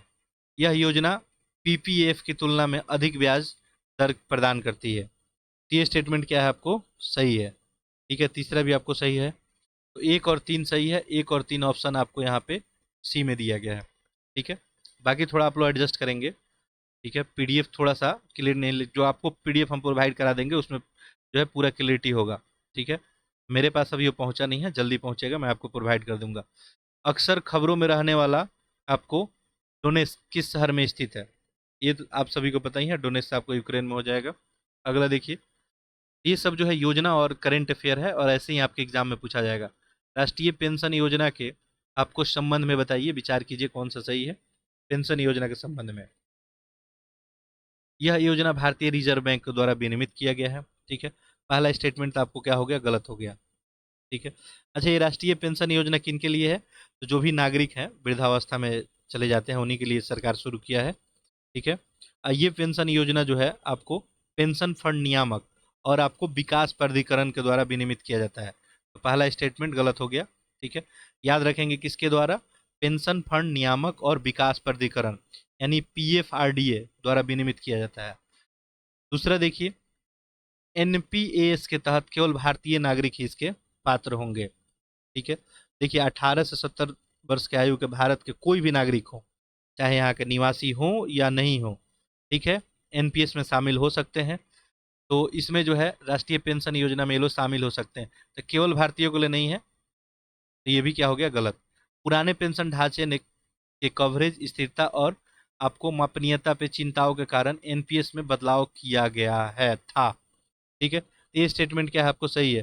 पुराना पेंशन जो ढांचा था, जो कवरेज करने का, स्थिरता लाने का, मापनीयता का, इस सब में बदलाव किया गया है नए वाले में। तो यहाँ पे जो है केवल 3 सही है, ऑप्शन सी हो जाएगा। बाकी अगर कोई गलत है तो क्यों गलत है ये भी आपको जानना है। देखिए, बाकी यदि अगर टेस्ट को हम डिस्कस करें, आप सभी को पता है मैं जैसे बोलते जाऊँ बताते जाऊँ आंसर और फिर आगे बढ़ जाऊँ, तो ऐसे टेस्ट जो है कम समय में कंप्लीट हो जाएगा, लेकिन आपको संपूर्ण जानकारी नहीं होगी, एक संपूर्ण विश्लेषण होना चाहिए। ठीक है, बाकी हम प्रयास करते हैं कि कम टाइम में आपको जो है टेस्ट बना के प्रोवाइड करें। देखिए, किस देश ने हाल ही में यूरो मुद्रा को अपनाया है और यूरोपियों के सीमा मुक्त जो है शेंगेन क्षेत्र का हिस्सा बन गया है? ये कौन है आपका? क्रोएशिया। ठीक है, आगे देखिए, सरकार की एक योजना है, आपको पता है, प्रधानमंत्री भारतीय जन औषधि परियोजना। ठीक है, इसके बारे में आप सभी पढ़े होंगे, पी आपको एम बी जे पी। ठीक है, प्रधानमंत्री भारतीय जन औषधि परियोजना, इसी के बारे में यहाँ पे आपको बताना है इसका उद्देश्य आखिर क्या है। देखिए, जो भी आप योजना स्कीम पढ़ते हैं, इसमें आपको क्या ध्यान देना है, ये स्कीम कब से शुरू हुआ है, कब तक के लिए लागू है, इस योजना का उद्देश्य क्या है, योजना जो है किस मंत्रालय के द्वारा जनरली लाया गया है, ये सब आपको बस 4 फैक्ट इसमें नोट करना है, यहीं से आपके प्रश्न जो है बनते हैं। तो आपको पता ही है कि जेनरिक दवाएं जो है बहुत कम कीमत पर उपलब्ध कराना, यही इसका उद्देश्य है। ठीक है, तो इसके तहत बहुत सारे जो है आपको फार्मास्यूटिकल जो है ये कंपनी के अंतर्गत बहुत सारी जेनरिक दवाएं जो है उपलब्ध जो है कम पैसे में कराई जा रही है। जेनरिक दवा का मतलब सिंपल सा ये हो गया, कोई एक दवा है मान लीजिए, जो मान लीजिए 50 रुपये का है, ठीक है, तो वही कम्बिनेशन जो है आपको कम पैसे में उपलब्ध कराया जाएगा। ठीक, चलिए आगे देखते हैं। अगला है योयो टेस्ट और डेक्सा स्कैन, जिसका अक्सर जो है समाचार में हम लोग देखते हैं, निम्नलिखित में किससे संबंधित है? योयो टेस्ट वगैरह किया जाता है, आपको पता है कहाँ किया जाता है? आपको खेल के क्षेत्र में। जैसे आप सुने होंगे क्रिकेट वगैरह में यो टेस्ट का आप नाम सुने होंगे। और इसमें जो है जनरली क्या किया जाता है, फिटनेस का टेस्ट किया जाता है। 20 मीटर की दूरी पर रखे मार्करों के बीच जो है आपको दौड़ना होता है, ठीक है। और आपको थकावट नहीं होना चाहिए, ये सब देखा जाता है। बहुत सारी इसमें टेस्ट की जाती है, और इसको जो फेल करेगा वो खिलाड़ी नहीं खेल पाता है। निम्नलिखित में से कौन से देश हॉर्न ऑफ अफ्रीका का भाग है? ठीक है, एक मैप का एक क्वेश्चन हुआ, ऑलरेडी हम लोग इसको क्वेश्चन को बहुत बार बार कवर किए हैं, बट यूपीपीसीएस वाले टेस्ट में देखे थे और यूपीएससी वाले में भी इस क्वेश्चन को देखे थे। Horn of Africa, horn of Africa में यदि आप ध्यान देंगे तो आपको यहाँ पे जिबूती आ जाएगा, इसके अलावा इरिट्रिया, यहाँ पे आपका ये मिस्र नहीं आएगा, सोमालिया, यमन आ जाएगा इसमें, यमन नहीं आएगा इसमें, सोमालिया आ जाएगा, ठीक है। तो यहाँ पे ऑप्शन क्या हो जाएगा, 1, 2 और 4, ऑप्शन आपका ये हो जाएगा। बाकी ये मैप का क्वेश्चन था, ठीक है। ये पूर्वोत्तर जो आपका अफ्रीका है, वहीं पे इसी को हम लोग हॉर्न ऑफ जो है आपको अफ्रीका के जो है नाम से जानते हैं। इसमें देखेंगे जिबूती हो जाएगा आपका, इथोपिया, इरिट्रिया, सोमालिया, ठीक है। चलिए अगला प्रश्न देखते हैं, प्रश्न नंबर 60। किस केंद्रीय मंत्रालय ने प्रजोला चैलेंज, ठीक है, प्रजोला चैलेंज लॉन्च किया है? किसके द्वारा ये लॉन्च किया गया है? ये जो है ग्रामीण विकास मंत्रालय के द्वारा लॉन्च किया गया है, ठीक है। ग्रामीण अर्थव्यवस्था को बदलने के लिए किया गया है। ग्रामीण अवस्था को, जो भी अर्थव्यवस्था को बदलने वाली विचार है, समाधान है, कार्य है, उनको आमंत्रित करने के लिए ग्रामीण विकास मंत्रालय द्वारा जो है प्रजोला शुरू किया गया है। आगे देखिए प्रश्न नंबर 61। देखिए यहाँ पे क्या पूछा गया है, निम्नलिखित में से कौन सा कथन बाशेनार व्यवस्था का वर्णन करता है?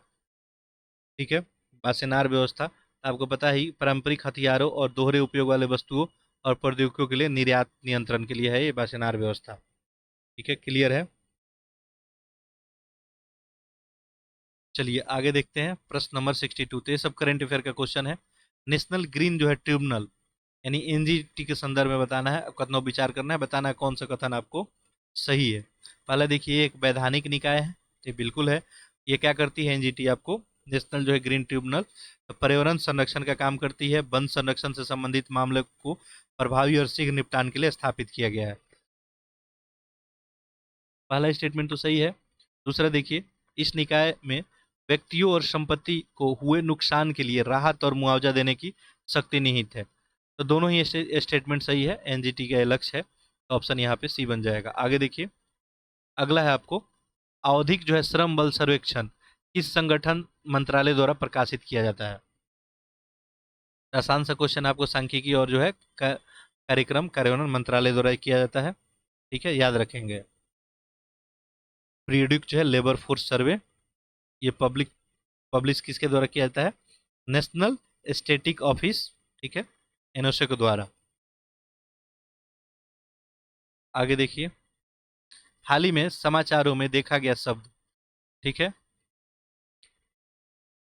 यहाँ पे है पज्ञ जो है, पज्ञ पद्मी जो है निम्नलिखित में से किससे संबंधित है? ये जो है आपको कैंसर का जो है पता लगाने से संबंधित है। ये एक आपको पद्य जो है, पज्ञ जो है, पज्ञ दपमी नामक के उपकरण जो है डिजाइन किया गया है, ठीक है, जो क्या करेगा, कैंसर की उपस्थिति के बारे में हमको सटीक जो है जानकारी देगा, ठीक है। चलिए आगे देखते हैं, अक्सर समाचारों में उल्लिखित द्वीप राज्य समाधान को निम्नलिखित में से किस दो देश से संबंधित देखा जा सकता है? द्वीप राज्य समाधान, तो भारत पाकिस्तान है, कोरिया और दक्षिण कोरिया है, चीन, इजराइल और फिलिस्तीन हो जाएगा, ठीक है। दो राज्य समाधान जो है स्वतंत्र जो है इजराइल और फिलिस्तीन के निर्माण करेगा, ठीक है। आगे देखिए क्वेश्चन नंबर 61। ये आपको जो है करंट अफेयर के प्रश्न पूछे गए हैं। देखिए जनरली इस एग्जाम में देखा जाए तो कम से कम मान के चले तो 12 से 18 महीने का करंट अफेयर आपसे पूछा जाएगा। जनरली लास्ट 6 मंथ का ज़्यादा करंट अफेयर होता है, बट कभी कभी पुराना भी जो बहुत चर्चा में होता है वो करंट अफेयर आपसे पूछ लिया जाता है। निम्नलिखित में से कौन सी बीमारी सार्वभौमिक जो है टीकाकरण कार्यक्रम के अंतर्गत नहीं आती है? चिकन पॉक्स है, खासरा है, टेटेनस है, मेनिंजाइटिस है, ठीक है। तो देखेंगे यहाँ पूछा गया है कि कौन नहीं आती है, तो ये चिकन पॉक्स हो जाएगा, ऑप्शन ए हो जाएगा। अभ्यास जो है चक्रवात फर्स्ट, भारत के विशेष बलों और निम्नलिखित में से किस देश के बीच आयोजित किया जाने वाला पहला संयुक्त अभ्यास है? अभ्यास चक्रवात फर्स्ट। ठीक है, आप सभी को पता है ये भारत और मिस्र हो जाएगा। और ये आपको 14 जनवरी जो है 2023 में राजस्थान के जैसलमेर में ये भारतीय सेना और मिस्र की सेना के बीच में ये आयोजन किया गया था। आगे देखिए, अगला प्रश्न है, हाल ही में बजट 2023-24 में घोषित पीएम जो है प्रणाम योजना, ये किससे आपको संबंधित है? ये क्वेश्चन खूब रिपीट हुआ आपको। धार्मिक संकट में पर्यटक को बढ़ावा देना नहीं है, पुरातात्विक स्थल ये भी नहीं है, वैकल्पिक उर्वरक को बढ़ावा देना और रासायनिक उर्वरक को संतुलित उपयोग करना, इसी से संबंधित है आपका पीएम आपको प्रणाम, याद रखेंगे। ठीक है, अगला देखिए प्रश्न 69, हाल ही में खबरों में रहा चैट जीपीटी, निम्नलिखित में से किसका उदाहरण है? चैट जीपीटी, ये भी आप बता पाएंगे, काफी चर्चा में रहा था। एक ये आर्टिफिशियल इंटेलिजेंस का क्या है आपको उदाहरण है, चैट जीपीटी।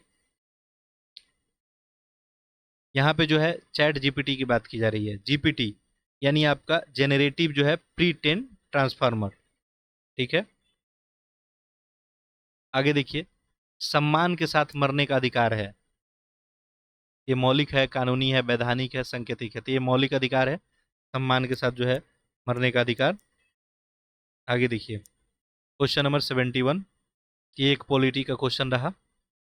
मेडिकल जो है टर्मिनेशन ऑफ जो है प्रेगनेंसी एक्ट के संदर्भ में निम्नलिखित कथनों पर विचार कीजिए और बताइए कि कौन सा इसमें सही है।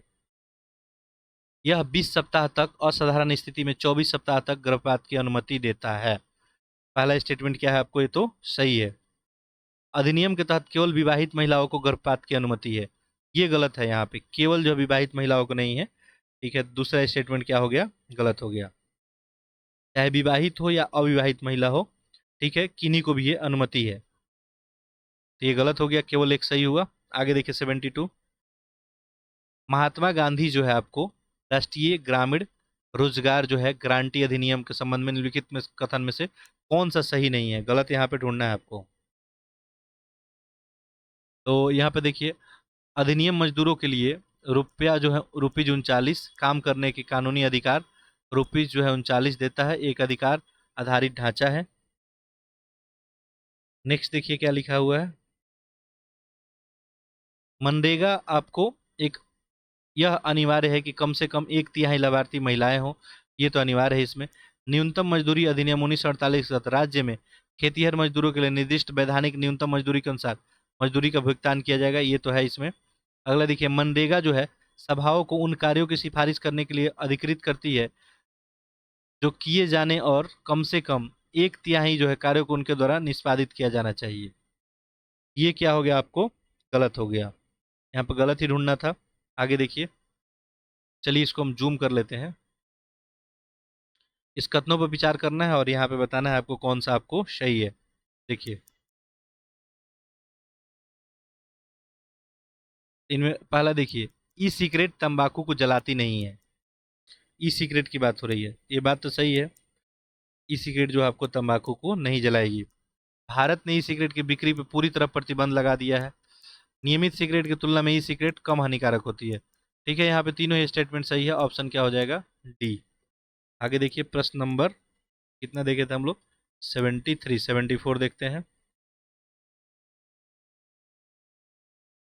देखिए यहाँ पे क्या पूछा गया, हाल ही में समाचारों में देखी गई पारीख समिति, किससे संबंधित है पारीख समिति? आप सभी को पता ही होगा, जो है किरीट पारीख समिति की बात की जा रही है। देश में जो है उत्पादित गैस के मूल्य निर्धारण फॉर्मूले की समीक्षा के लिए की गई थी, तो ऑप्शन क्या हो जाएगा, डी। आगे देखिए, निम्नलिखित में से कौन से विश्व के तीसरे जो है ध्रुव का भाग है? तो इसमें जो है ऑप्शन क्या हो जाएगा, अंटार्कटिक, ग्रीनलैंड हो गया, आइसलैंड, हिमालय हो जाएगा। ठीक है, तीसरा जो है ध्रुव जो है बनाता है ये। निम्नलिखित में से कौन सा जो है राष्ट्रीय आपदा प्रबंधन प्राधिकरण का अध्यक्ष है? आपदा पर, जो है आपका प्रबंधन प्राधिकरण यानी एनडीएमए के बात हो रहा है, नेशनल आपका डिजास्टर मैनेजमेंट अथॉरिटी, इसके अध्यक्ष कौन होते हैं? आपको प्रधानमंत्री होते हैं। आगे देखिए, कलादान मल्टी मॉडल जो है ट्रांजिट जो है ट्रांसपोर्ट प्रोजेक्ट के संबंध में निम्नलिखित कथनों पे आप विचार कीजिए। और बताइए कि इसमें कौन सा आपको सही है। यह भारत म्यांमार थाईलैंड के बीच एक त्रिपक्षीय जो है मोटर वाहन समझौता है। तो पहला तो आपको गलत हो गया। ये परियोजना जो देखेंगे तो भारत म्यांमार द्वारा संयुक्त रूप से जो है किया जा रहा है, तो त्रिपक्षीय वाली बात यहाँ पे नहीं है। यह भारत के पूर्वी तट को म्यांमार के जो है सीतवे बंदरगाह से जोड़ेगा, जो कलादान नदी के मुहाने पर स्थित है। ये सही है आपको, यहाँ पे केवल दो सही है और केवल दो ऑप्शन बी में है। आगे देखते हैं प्रश्न नंबर 78। देखिए क्या पूछा गया, हाल ही में खबरों में रहा ऑपरेशन सद्भावना किससे संबंधित था? ऑपरेशन सद्भावना, देखिए तो सद्भावना था लद्दाख के दूरस्थ क्षेत्रों में रहने वाले बच्चों के लिए। ऑपरेशन सद्भावना के तहत जो है बच्चों के लिए काम किया जाएगा, जो भी दूरस्थ इलाके में रह रहे हैं, ठीक है, उन्हीं के लिए जो है आपको अच्छा स्कूल बनाना, इंफ्रास्ट्रक्चर अच्छा तरीके से डेवलप करना, ये सब जो है इसका टारगेट है। आगे देखिए अगला प्रश्न, निम्नलिखित में से कौन सा मिशन जो है मिशन सहभागिता का उद्देश्य है? ठीक है, तो मिशन सहभागिता का अगर उद्देश्य के बारे में बात करेंगे, ये जो है कब आया था ये थोड़ा सा याद रखेंगे। 2000 आपको 22 पर्यावरण वन और जलवायु परिवर्तन मंत्रालय के द्वारा लॉन्च किया गया था। इसका उद्देश्य सिंपल से यही है कि राष्ट्रीय और अंतर्राष्ट्रीय महत्व के जो भी आपको भारत में 75 आर्द्रभूमि नेटवर्क है, इनके स्वस्थ और प्रभावी ढंग से उसका प्रबंधन करना। यहाँ पे ऑप्शन क्या हो जाएगा, इसका उद्देश्य है राष्ट्रीय और अंतर्राष्ट्रीय महत्व के 75 आर्द्रभूमि नेटवर्क को प्रभावी ढंग से प्रबंधित करना, मैनेज करना अच्छे तरीके से। हाल ही में समाचारों में देखा गया I2U2 समूह निम्नलिखित में से किस देश से मिलकर बना है? तो देखिए आप सभी को पता ही है, इसमें भारत, इजराइल, संयुक्त अरब अमीरात और संयुक्त आपको राज्य अमेरिका का समूह है ये। यहाँ पे ऑप्शन देखिए आपका क्या हो जाएगा, ये USA तो हो जाएगा, इसमें भारत भी हो जाएगा, संयुक्त अरब अमीरात हो जाएगा, इराक है ये तो आपको नहीं होगा, इजराइल हो जाएगा, ठीक है, इजराइल अगर रहता तो हो जाता।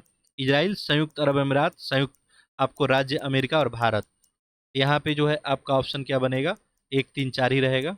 चलिए, लेखांकन का उद्देश्य क्या होता है? नाम आप इसका सुने होंगे। बिल्कुल, अब यहाँ पे थोड़ा सा अकाउंटिंग के बारे में आपसे जानकारी पूछी जा रही है। तो आखिर लेखांकन का उद्देश्य क्या होता है? वित्तीय लेन देन का रिकॉर्ड करना, निर्णय लेने के लिए वित्तीय जानकारी जो है आपको प्रदान करना। बिल्कुल, तो लेखांकन अकाउंटिंग का उद्देश्य यही है कि कोई निर्णय लेने के लिए हमको वित्तीय जानकारी हो। ठीक है, पर्पस अकाउंटिंग का क्या होता है? प्रोवाइड कराना एक्यूरेट जो है फाइनेंशियल इंफॉर्मेशन, और इसका हम लोग यूज करके जो है कोई नया डिसीजन ले सकते हैं। ऑप्शन यहाँ पे बी हो जाएगा। 81 हो गया, 82 देखते हैं। निम्नलिखित में से आपको कौन सी संपत्ति का उदाहरण है? कौन सी संपत्ति का उदाहरण है? देय ऋण है, प्राप्य खाते हैं, किराया व्यय है और देय वेतन है। तो इसका आपका आंसर हो जाएगा प्राप्य खाते जो है संपत्ति है, यहाँ पे ऑप्शन आपका बी हो जाएगा। जो अकाउंट्स जो है रिसेबल होता है वही एसेट होता है, बिकॉज इसमें देखेंगे तो आपको मनी को रिप्रेजेंट किया जाता है बिजनेस के द्वारा या कस्टमर के द्वारा, तो ये प्राप्य खाते ही हो जाएंगे। आगे देखिए, कौन सा जो है वित्तीय विवरण एक विशिष्ट समय पे व्यवसाय की वित्तीय स्थिति को दर्शाता है? व्यवसाय का अगर वित्तीय स्थिति आपको जानना है तो बैलेंस शीट देख लीजिए किसी व्यवसाय का, आपको पता चल जाएगा। बैलेंस शीट में जो है परिसंपत्ति के बारे में पता चल जाएगा, देनदारी, इक्विटी, सारा कुछ आपको यहाँ पे देखने को मिलेगा। आगे देखिए, लेखा समीकरण क्या होता है? आपसे लेखा जो है समीकरण के बारे में पूछा गया है। ठीक है, अकाउंटिंग इक्वेशन, अकाउंटिंग इक्वेशन आपको क्या होता है? ये देनदारियाँ प्लस इक्विटी, ठीक है, यही हो जाएगा, ऑप्शन आपका ये हो जाएगा। आगे देखिए 85, ट्रायल बैलेंस का उद्देश्य क्या होता है? यह सुनिश्चित करने के लिए कि सभी वित्तीय लेन देन सही ढंग से दर्ज किए गए हैं। ठीक है, ट्रायल बैलेंस का बिल्कुल यही उद्देश्य होता है। आगे देखते हैं 86, निम्नलिखित में से कौन सा दायित्व का उदाहरण है? ठीक है, दायित्व, तो आपको पता है दायित्व की बात हो रही है तो देय खाता ही हो जाएगा। देय खाता जो है देयताएं होते हैं, ठीक है, कि कोई भी व्यवसाय है, मान लीजिए जो ही आपूर्तिकर्ता होंगे दिए गए धन का प्रतिनिधित्व ही करते हैं, यहाँ पे देय खाता हो जाएगा। अकाउंट जो है पेबल। 86 हो गया। 87 देखिए, कौन सा वित्तीय विवरण एक विशिष्ट अवधि के लिए किसी व्यवसाय में राजस्व, व्यय और शुद्ध आय को दर्शाता है?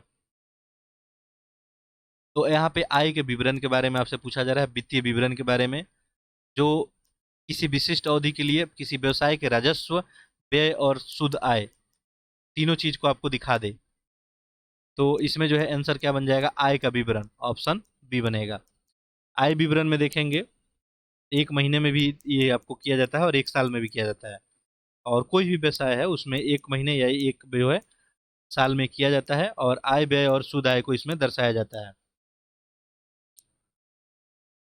आगे देखिए, क्वेश्चन नंबर 88, क्या पूछा गया है, प्रविष्टिया को समायोजित करने का उद्देश्य क्या होता है। तो इसमें जो है गैर रिकॉर्डेड या अधूरे लेन देन के लिए खाते के शेष राशि को अपडेट करना, ये इसका उद्देश्य होता है। आगे देखिए, व्यय खाते के लिए समांतर शेष राशि क्या है। तो व्यय खाते के लिए अगर देखेंगे जनरली, तो यहाँ पे डेबिट हो जाएगा, ठीक है, क्योंकि व्यय को जो है डेबिट के रूप में दर्ज किया जाता है, क्योंकि ये जो है राजस्व जो है कम करके खर्च को बढ़ाकर इक्विटी जो है घटाते हैं इसमें।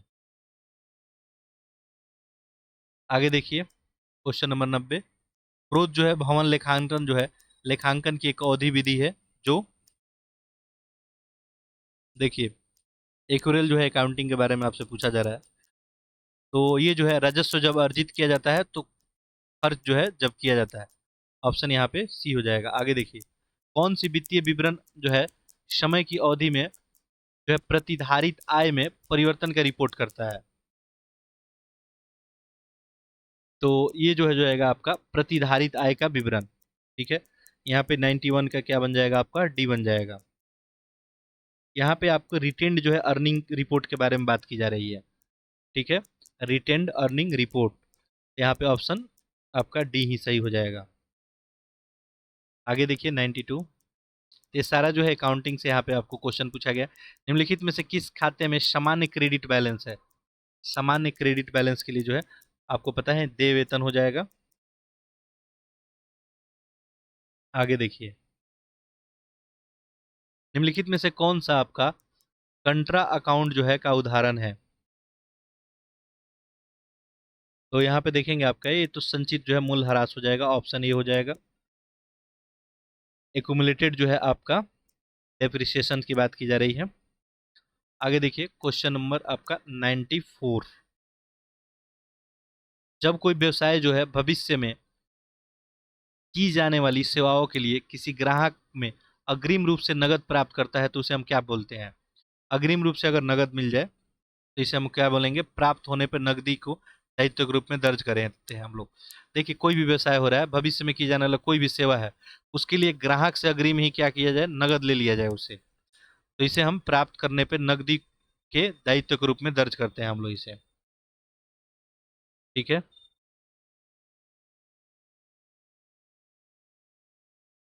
कैश है जो है यहाँ पे लाइबिलिटी काउंट किया जाता है, कैश को जो है लाइबिलिटी की तरह देखा जाता है, क्योंकि फ्यूचर में आपको क्या करना है तो होता है, आपको सेवा प्रोवाइड करना होता है उसके बदले। किसी खाते में जमा राशि के बारे में निम्नलिखित में से कौन सा सही है। जमा राशि के बारे में इंगित करता है कि खाते में ऋणात्मक शेष है, ठीक है, तो ऑप्शन इसका ए ही यहाँ पे आपका सही हो जाएगा।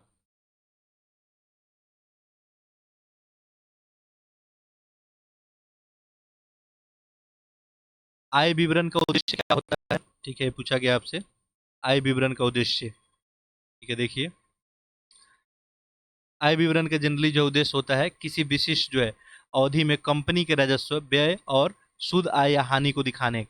आय विवरण यही होता है, अभी थोड़ी देर पहले हम लोग देखे थे, तो इनकम जो है स्टेटमेंट के बारे में पूछा जा रहा था, income statement of financial statement. ये क्या शो करता है आपको, रेवेन्यू के बारे में, एक्सपेंस के बारे में, एक्सपेंसेज के बारे में, और नेट इनकम के बारे में, जो भी नेट इनकम में लॉसेज हुए हैं।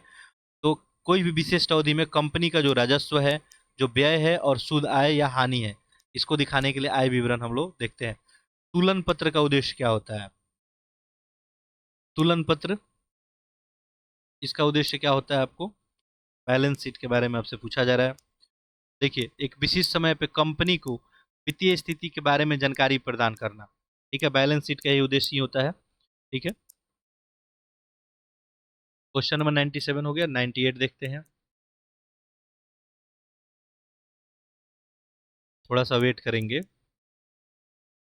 यहाँ पे पीडीएफ शो नहीं हो पा रहा है, तो थोड़ा सा आप लोग वेट करेंगे, ठीक है। चलिए, क्वेश्चन नंबर 98 देखिए, नकदी प्रवाह के विवरण का उद्देश्य क्या होता है? कैश फ्लो के बारे में आपसे पूछा जा रहा है। एक विशिष्ट अवधि में कंपनी के नकदी प्रवाह और बहिर्वाह को दिखाने के लिए किया जाता है। ये जो आपका कैश फ्लो होता है, एक तरह का फाइनेंशियल स्टेटमेंट होता है। क्या शो करता है कि कंपनी में जो कैश का इनफ्लोज हो रहा है और आउटफ्लोज हो रहा है ओवर जो है स्पेसिफिक टाइम ऑफ पीरियड। ठीक है, तो इनफ्लोज और आउटफ्लोज यहाँ पे बहिर्वाह, इसलिए मैं बोलता हूँ कि जनरली आप जब इकोनॉमिक्स वगैरह का टर्म देखें तो अंग्रेजी में जरूर देख लेंगे। ठीक है, आगे देखिए, प्रतिधारित आय के विवरण का उद्देश्य क्या है? अच्छा, कुछ लोग कमेंट किए थे कि अंग्रेजी में भी जो क्वेश्चन दिया जाए, तो आप लोग जो है मैं पीडीएफ प्रोवाइड कर दे रहा हूँ, आप लोग वहाँ से देख सकते हैं। बाकी इतना टर्म मैं यूज कर दे रहा हूँ कि आप जो है समझ लें। ठीक है, देखिए, प्रतिधारित आय के विवरण का उद्देश्य क्या है? प्रतिधारित आय, ठीक है, रिटेन्ड जो है अर्निंग जो है इसके बारे में पूछा जा रहा है। तो ये आपको क्या होता है, इसका उद्देश्य क्या होता है? दर्शाने के लिए एक विशिष्ट समय अवधि में कंपनी के जो है प्रतिधारित आय में किस प्रकार का परिवर्तन हुआ है। ठीक है, रिटेन्ड अर्निंग में आपको कोई भी फाइनेंशियल स्टेटमेंट जब हम लोग देखते हैं तो कंपनी कितना रिटेन्ड किया है, अर्निंग किया है, कितना चेंज हुआ है, एक जो है टाइम पीरियड में, इसी के बारे में हमको जानकारी मिलता है। वर्तमान में जो देखेंगे संपत्ति और गैर वर्तमान संपत्ति में क्या अंतर होता है। ठीक है, तो वर्तमान संपत्ति और गैर जो है आपको वर्तमान संपत्ति में क्या अंतर होता है ये आपसे पूछा गया है। वर्तमान संपत्ति 1 वर्ष के भीतर उपयोग या बेचे जाने की उम्मीद है, और गैर वर्तमान संपत्ति 1 वर्ष से अधिक भीतर उपयोग या बेचे जाने वाला उम्मीद है। बिल्कुल सही है। यानी वर्तमान संपत्ति या गैर संपत्ति यानी करेंट एसेट्स के बारे में आपसे पूछा जा रहा है। तो करेंट एसेट हो गया जो भी आपका 1 साल में जो भी आप सोल्ड करते हैं। ठीक है, कैश हो गया आपके पास, अकाउंट रिसीव वगैरह जो भी हो गया 1 साल के भीतर, तो उसके लिए हम लोग वर्तमान संपत्ति यूज करते हैं। बाकी गैर वर्तमान हम बता दिए 1 वर्ष से अधिक के लिए। ऑप्शन ए हो जाएगा। आगे देखिए, प्रश्न नंबर 101। देखिए, वर्तमान जो है देनदारी और दीर्घकालीन देनदारी के बीच क्या अंतर है? तो वर्तमान जो है देनदारी के पूछा है, यानी करेंट जो है लाइबिलिटीज के बारे में पूछा जा रहा है। ठीक है, करेंट लाइबिलिटी जो है वर्तमान देनदारी वही ऋण होता है जो 1 वर्ष के भीतर दे है, इसको हम लोग करेंट लाइबिलिटीज बोलते हैं, जो 1 वर्ष के भीतर आपको देना होता है। और दीर्घकालीन देनदारी वही ऋण होता है जो 1 वर्ष से अधिक के समय में दे होता है। सिंपल सा पूछा था क्वेश्चन। आगे देखिए, क्वेश्चन नंबर 102। सकल लाभ और शुद्ध लाभ में क्या अंतर होता है?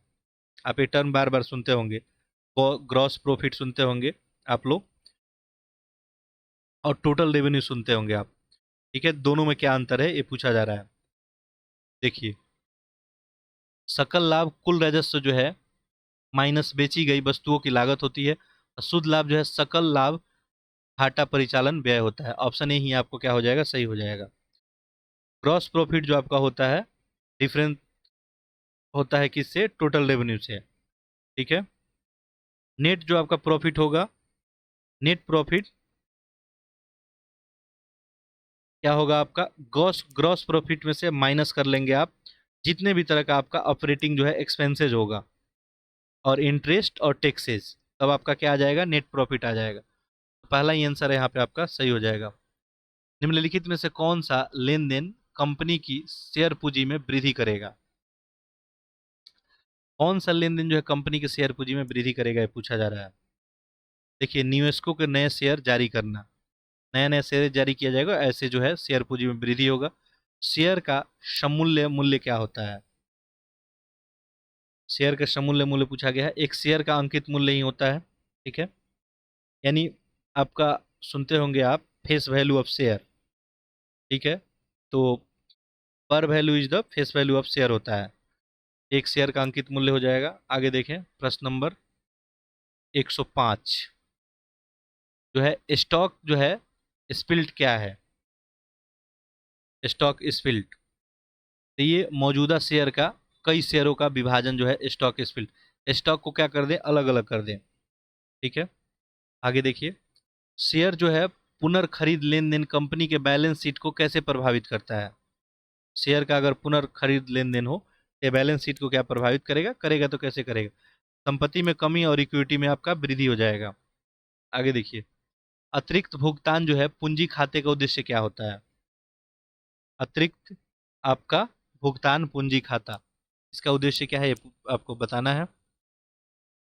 Additional paid in capital account, ठीक है। तो देखेंगे तो कंपनी के शेयरों के बराबर मूल्य के ऊपर प्राप्त राशियों को रिकॉर्ड करने के लिए, ऑप्शन सी हो जाएगा। आगे देखिए, प्रीमियम पे आपको नए शेयर जारी करने की कंपनी को बैलेंस शीट को कैसे प्रभावित करता है। यदि प्रीमियम पे आपको नया नया शेयर जारी कर दिया जाए, कैसे प्रभावित करेगा। देनदारियों में कमी और इक्विटी में वृद्धि हो जाएगा। निम्नलिखित में से कौन सा शेयर पूंजी से संबंधित गैर नगद जो है लेन देन का उदाहरण है, ठीक है। तो यहाँ पूछा जा रहा है कि कौन सा शेयर पूंजी से संबंधित गैर नगद लेन देन का उदाहरण है। ये हो जाएगा बॉन्ड का शेयर के रूप में रूपांतरण, कन्वर्जन होता है बॉन्ड का शेयर में, ठीक है। आगे देखिए क्वेश्चन नंबर 110, वर्तमान अनुपात की गणना करने का सूत्र क्या होता है, ठीक है। करेंट जो है आपको रेशियो मेजर करने का आपसे फॉर्मूला पूछा जा रहा है।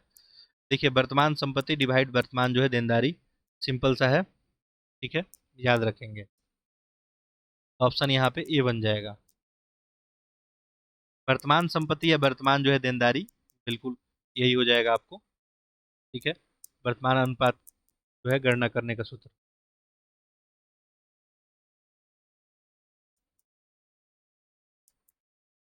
वर्तमान संपत्ति में क्या डिवाइड करना है आपको, वर्तमान देनदारी को, ठीक है। चलिए, ऋण से इक्विटी अनुपात क्या मापता है। ऋण से इक्विटी एक कंपनी का वित्तीय जो है उत्तोलन। तो यहाँ पे आपसे पूछा जा रहा था ऋण से इक्विटी का अनुपात, डेब्ट टू इक्विटी रेशियो, ठीक है। ऑप्शन यहाँ पे आपका बी बन जाएगा। आगे देखिए, इक्विटी पर रिटर्न का अनुपात क्या मापता है। इक्विटी पर रिटर्न, ये जो है कंपनी का मुनाफे कमाने की क्षमता। आगे देखिए, चूंकि इस पीडीएफ में थोड़ा सा प्रॉब्लम ये हो गया है, ये जो आपको ये प्रिंट किया गया है वो बहुत जगह क्या हो रहा है, ओवरलैप हो रहा है। बाकी मैं पढ़ दे रहा हूँ और इससे मैं क्लियर आपको पीडीएफ प्रोवाइड कराने का प्रयास करूंगा। इन्वेंट्री टर्नओवर अनुपात की गणना करने का सूत्र क्या है। बेचे गए माल की लागत या औसत आपको माल सूची। तो ऑप्शन क्या हो जाएगा यहाँ पे, ए हो जाएगा। इन्वेंट्री टर्नओवर अनुपात के बारे में पूछा जा रहा था। ये जो भी बेचा गया माल होगा और जो भी औसत माल सूची होगा वैसे आपको निकल जाएगा, उससे तुलना करेंगे इन्वेंट्री के प्रबंधन में, ये उसका मापन करता है। आगे देखिए, त्वरित अनुपात क्या होता है आपसे पूछा गया है। इन्वेंट्री जो है टर्नओवर, ठीक है। ये तो पिछला क्वेश्चन में हम लोग इन्वेंट्री टर्नओवर के बारे में देख चुके थे। तो त्वरित अनुपात क्या मापता है, एक कंपनी की अपनी अल्पकालीन देनदारियों को अपने अल्पकालीन संपत्तियों के साथ चुकाने की क्षमता। ऑप्शन ए हो जाएगा त्वरित अनुपात, यानी क्विक जो है रेशियो के बारे में पूछा जा रहा है। देखिए, क्विक रेशियो हम लोग किसको बोलते हैं, जो एसिड जो है आपका टेस्ट रेशियो होता है,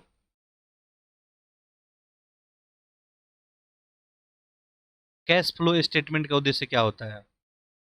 कैश फ्लो आपको स्टेटमेंट, एक निश्चित अवधि में कंपनी के नकदी प्रवाह और बहिर्वाह का रिपोर्ट करना, ठीक है। आगे देखिए,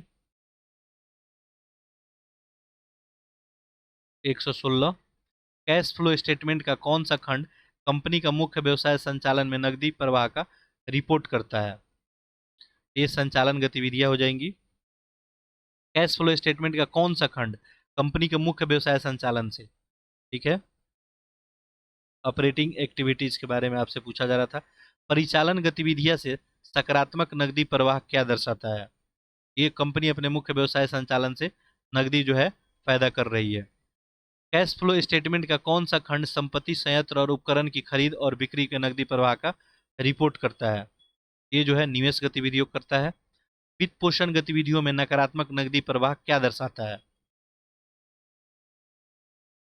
वित्त पोषित गतिविधियों की बात हो रही है यहाँ पे आपको, तो ये जो है कंपनी द्वारा आपको कंपनी का कर्ज चुका रही है, ठीक है। यहाँ पे वित्त पोषित गतिविधियों में नकारात्मक नकदी प्रवाह की बात की जा रही थी। तो कंपनी यदि कर्ज चुकाएगी कि नकारात्मक नकदी प्रवाह ही होगा। ऑप्शन सी हो जाएगा। आगे देखिए, परिचालन गतिविधियों से आपका नकदी प्रवाह की गणना करने का सूत्र क्या है। देखिए, शुद्ध आय हो गया, गैर नकदी व्यय माइनस कार्यशील आपको पूंजी में परिवर्तन, ऑप्शन यहाँ पे क्या बनेगा, बी बन जाएगा। ठीक है, तो इस तरह से यहाँ पे जो है हम लोग एक से जो है 20 प्रश्न फिनिश किए। इसमें जो है जनरली अकाउंटिंग वगैरह का क्वेश्चन लास्ट में ज़्यादा डाला गया था, फिर आपका करंट अफेयर था, और इनिशियल में हम लोग लेबर लॉज वगैरह का और बहुत सारे यहाँ पे क्वेश्चन जो है देखे थे। ठीक है, चलिए, तो आप लोग लेक्चर को अधिक से अधिक शेयर करते रहिए, चैनल को सब्सक्राइब जरूर कर लीजिएगा। तो टेस्ट पेपर हम आपके लिए कंटिन्यू करते रहेंगे। बाकी इसके लिए जो भी और अच्छा मटेरियल हो सकता है, जैसे आपका पी वाई क्यू है, तो जो भी मैं डिस्कस नहीं किया हूँ सेक्शन वाइज आपको डिस्कस कर दूंगा। एक तो यहाँ पे डिस्कशन ऑलरेडी हो चुका है, आईआर वगैरह का हो चुका है, यहाँ पे लेबर लॉज वगैरह हम लोग यहाँ पे देख चुके हैं, इंडस्ट्रियल रिलेशन देख चुके हैं, सेक्शन वाइज के आज तक जितने प्रश्न बने थे। बाकी जैसे अकाउंटिंग वगैरह हो गया, या पॉलिटी हो गया, आपका इकोनॉमिक्स हो गया, हिस्ट्री, मॉडर्न हिस्ट्री हो गया, इन सब का सेक्शन वाइज जो जो क्वेश्चन आए हैं विगत 3-4 वर्षों में, तो उसका हम यहाँ पर डिस्कशन कर लेंगे। ठीक है, चलिए, तो मिलते हैं हम लोग फिर नेक्स्ट टेस्ट सीरीज में। तब तक आप सभी का बहुत बहुत धन्यवाद।